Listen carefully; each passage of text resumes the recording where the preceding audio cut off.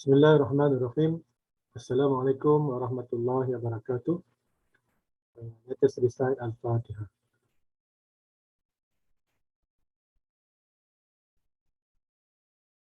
Alhamdulillah, first and foremost, we thank Allah subhanahu wa ta'ala for giving us the opportunity to meet in this week 13, second part of our discussion on leadership.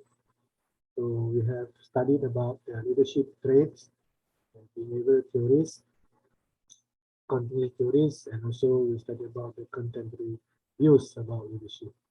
So which of these three? So we can have traits, we can have behavior conditions, but the most important aspect that relevant to scientific leadership is when we talk about the behavioral theories and then contribution theories. So to recap, the behavior theories we're talking about the task-oriented behavior, relationship-oriented behavior, and change-oriented behavior.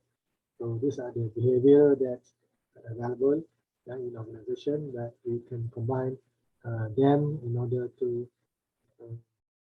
lead our members of organization. And the situation that support the contingency theories, the followers' experience, the followers' ability, the culture, and also organizational culture and then national culture. And these are the two aspects, behavioral and contingency theories, that can be integrated to apply leadership in organization. Okay, brothers and sisters. Next, we're talking about the power, how managers can manage power in organization. Basically, the power that managers have considered as the legitimate power. Okay, with the legitimate power or the power that vested by the organization or appointed by the organization, managers can force or cause, managers have coercive power or force people to do things or to give direction. And the reward power is when managers provide the merit or offer merit and also benefit for those who perform beyond the expectation or beyond the minimum results of organization. So the one that managers do not have in the paper or in the legitimate appointment of managers, the two power, the referent and also the expert power. So this referent, when people felt that you are worth for them to refer to or to model because you have proven that your leadership or have proven or influence them to follow to emulate your steps. An expert, however, when you recognize as someone who are knowledgeable, competent due to your tenure and also experience in the context. So when we already resign or we off the job as CEO or managers, so we also do not have the legitimate power. And we cannot force people and also cannot reward people because we are no longer holding the power. But what remains to us are the referent and also the expert power. This will be remain with you even though you are no longer in the position. So this is what we need to do. The tacit and also the implicit knowledge in the organization. So this is on the individual. So issues we're talking about leadership, the issues of how we manage the power according to what is legitimate power and also the individual power. We don't go beyond what is expected. So more importantly, how can the influence develop trust from the members? And then how can we lead the virtual teams, especially now when we're in the pandemic? So we have the virtual teams all over the world. So whether or not leaders should attend regular training as their workers, and is it going to be a situation whereby a leader might not be important anymore?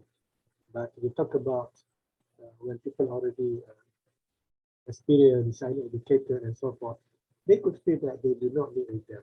But in the context of Islam perspective, kullukum ra'i, we have the concept imamah, the context of prayer, we have imam, and we recommend to perform salat in the conventional with imam and also followers. It's not to say that the imams are far better than the followers, because that is what the Sharia, the way of Islam in socialization, in organization, and so forth. So in this context, leaders state necessary from the Islamic perspective. So how can we develop trust? Trust is something that you cannot force people to give trust to them, but you have to earn the trust. So, so the trust can be through of your own integrity, your own character, and also ability, your openness, etc. That much of trust can be your integrity. You are the person that can be trusted.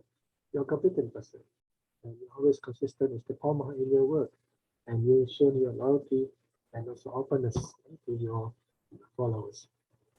And how to build trust? Then we have to be open.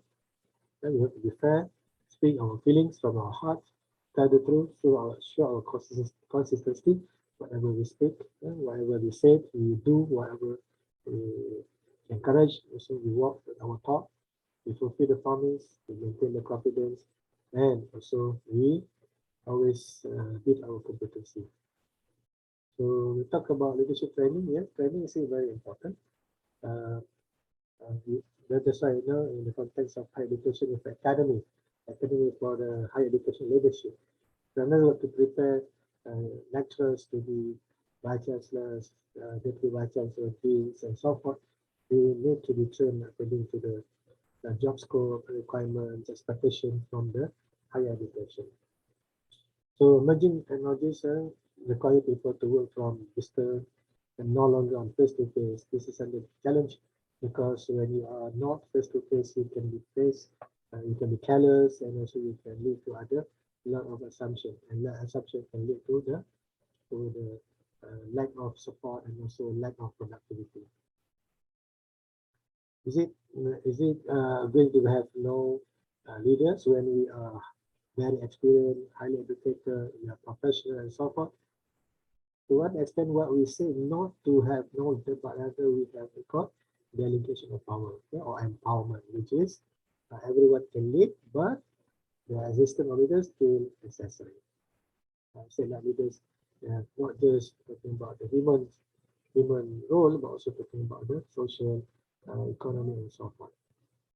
So in Islamic perspective, we have these 10 laws of what? Attributes of leaders, leaders who are great believers. They are true worship, they select character, they have strong physical, broadened intellect, savvy and doing their last, keen on the time, organized in work, self-sustained, and useful for others. So these are the 10 laws of art that can be applied in the context of Islamic perspective on leadership. Inshallah, that's all that I would like to continue here from our first session on this chapter. Inshallah, meet on week 14 for chapters on the controlling. And with that, Assalamu alaikum wa rahmatullahi wa barakatuh.